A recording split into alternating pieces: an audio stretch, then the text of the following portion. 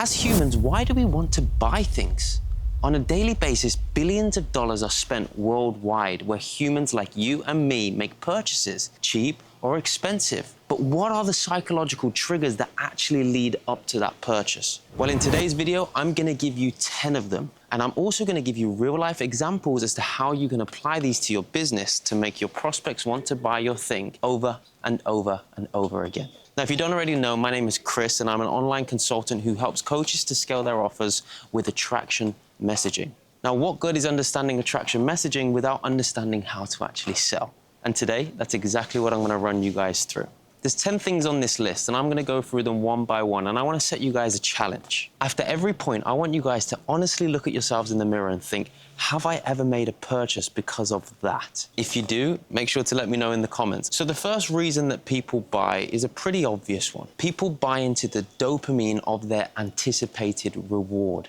They buy into the future version of themselves. For me, the way that I can make my prospects see the future version of themselves is posting my lifestyle. I allow my prospects to see their dream outcomes through me, my team, my lifestyle, and so on and so forth. The second reason that people buy, social proof, but also safety, which goes back to tribal times. People buy into feeling included in your success, included in your community, included in whatever it is that you have that the rest of the world doesn't. And of course, social proof is huge.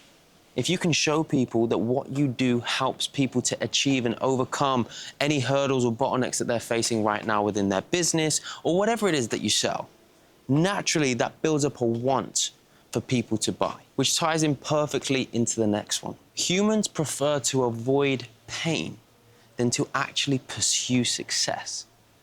Now, what do I mean by that? There's the common term FOMO, a fear of missing out, and this applies with selling anything.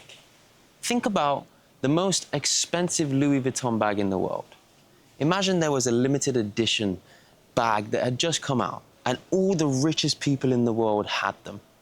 If you could afford it, you would have one just to feel a part of it. But also to add to that, what happens if I don't buy? Now, in my case, if my prospects don't buy into my program, they may be setting themselves up for failure. They may not achieve what they're trying to achieve in their business. They may not be able to sell high-ticket programs. They may not be able to make the money they want to make. They may not be able to pay their rent. They may not be able to be the father their children want to look up to. There's a bunch of things that people feel as if they're missing out when they don't buy my thing. And if you can position your offer in a way where they feel the same, you will win. Another reason people buy is because they need to live up to the consistency of the identity they have for themselves in their own brains. You and me have been there, where we see ourselves in a certain light that maybe reality doesn't see us in yet. And we make purchases and buy things to align with that version of ourselves. Think of a Rolex. Anybody that makes their first 10, 20, 30K per month online automatically starts to think, I should probably buy myself a watch, because that's what the version of myself I see would do. A car, a certain apartment, these are all things that people purchase with the identity consistency they're trying to live up to. So in short, people buy things that align with the version of themselves that they see in their own minds. Number 5, status. And we all know, and we've all done it. When you're in the club, you don't need 10 bottles, but you buy them. Why? Because there is a status associated with it. Like I mentioned previously, a watch. You don't need a watch which is $20,000. You can get one that's $20 that does the exact same thing. But what is the difference? Excluding the people that have a passion for timepieces, what is the real difference? It's purely status, and the status that is associated with the purchase of the $20,000 watch. Now, an example that I can use to this on a more educational basis is that I bought Alex Hormozi's 6,000 Money Models offer. What I actually bought was just a bunch of booklets and a couple of webinars. But the status associated with that, so many of my co-workers, my colleagues, so many people that are in my space were also on Alex Hormozi's webinar and didn't make the purchase. But I did. Yes, I got a bunch of valuable assets from that, but what did I actually get from it? I got status. I had something that they didn't, and therefore they respected me for it. So think, what is it that your thing does right now for your prospect's status? And if the answer is nothing, well, then you probably need to change something. Another reason that humans buy is cognitive ease. People like shortcuts. People like to get things and get them quickly. People like to avoid the hard stuff. You could probably go and research these 10 reasons why people psychologically want to buy things. But instead, you're here watching a video where you don't have to go and do the education. You don't have to go and do the research yourself because I'm giving it to you. Now, if this video had a price tag and you really needed to know and understand the psychological triggers that make people want to buy, you'd probably buy it for $5, $10, $15, $20 to save yourself the time to go and do the research. The same thing applies with everything else. Humans like shortcuts. What is the shortcut that you provide to your prospects with your thing? And the more you highlight it, the more people are going to want to buy it. Your program, your products, your offer should be positioned as a simplifier to whatever problem it is that they have. Most of the information is already out there. Most of the resources that you're going to get is already out there. But what I'm offering you is a shortcut, is a simplified version of you going and dedicating the time to do it yourself. Number 7 is one you're probably already familiar with: scarcity and urgency. Humans want what may disappear. They want what they can't have. Funny enough, scarcity actually activates our primal acquisition instincts. Humans have always wanted what they can't have: the girl, the car, the watch, whatever it is. And then more often than not, once you get it, you want the next thing. That's why, if done correctly, this works really, really nicely also with upsells, not just to get people into the initial program, but if we could create scarcity for the offer or the product that comes off of it. You know, you've already invested $5,000 today. We normally charge this at $2,500, but today you can get it for $500. When done correctly, this works really, really nicely.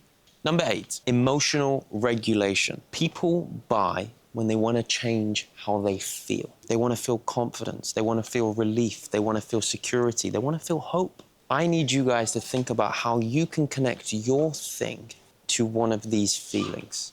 Does your product or program give somebody hope that they actually might be an okay entrepreneur? Do you reinstate the belief that they can actually make 6 figures per month? Does your thing give them a sense of security? Whatever one of these feelings, or multiple of these feelings, you can attach to your thing, and you can showcase it in your marketing, in your sales cycle. You can attach your thing to it, you will win.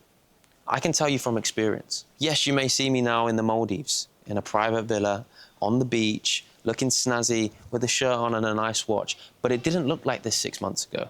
6 months ago, I was lost, and I made an investment into a mentor that had something that I wanted. Yes, he helped me. Yes, there was resources. Yes, there was information, but none that I couldn't go and find myself. What I really bought was the confidence in him, and also the confidence he put back into me that we were going to figure this out. It was almost a sense of security of like, if he could go from where I was to where he is now, why can't I? And if he did it himself, why can't he show me how to do it too? I made a purchase of $10,000 off the basis of hope. Really let that sink in, guys. Another reason that people buy is narrative completion. Buying your thing, or buying anything, should feel like progress in your personal story, or your prospect's personal story. Your thing should be the next logical step. Like I just mentioned previously, my next logical step was moving abroad, was making multiple 5 figures per month, and I couldn't do that. Investing into the mentor that was doing that was the next step that I needed to take in my story to achieve that next milestone. And he positioned it like that really, really well. And I paid a lot of money to work with him. People buy into stories. We paint a story of ourselves in our head. What does our life look like? What's it supposed to look like?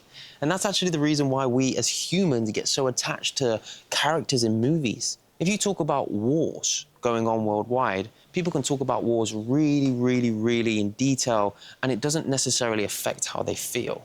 Well, for the most part. But if you followed a young 12-year-old boy dealing with war and you watched his everyday life and it was documented in a movie or a series format, your empathy for that person is significantly more because you can see the reality, you can see the story that he lives. The environment stays the same, the situation stays the same. The only difference is you're more attached, and you're more attached because there is a personal story to it. Our job as entrepreneurs, our job as online sellers, is to tell our prospects their story in our marketing, in our sales assets, so they can feel connected to it. So then naturally, when they are looking to go into that next step of progression, our thing is necessary. It's almost as if it's the next step that they need to take to carry on and proceed the way that they see themselves proceeding in their story. And finally, why do us humans buy? Control and agency. Research shows that people crave agency. Buying restores their power. I can act. I can make decisions. I'm not stuck. I can figure it out. Buying your thing should be framed to your prospects as them reclaiming their power. No, you're not going to carry on going the way that things have gone. You're not going to just you're going to do something about this. And this is what you need to do to regain your control, to get your business back on track the way that it should be. And again, guys, if you can apply this to your marketing, to your sales, to your content, to your messaging, you will win. Right, so those are the 10 things. Thank you for watching this video. I want to know how many of those didn't actually exist. How many of those did you not feel? How many of those haven't you experienced?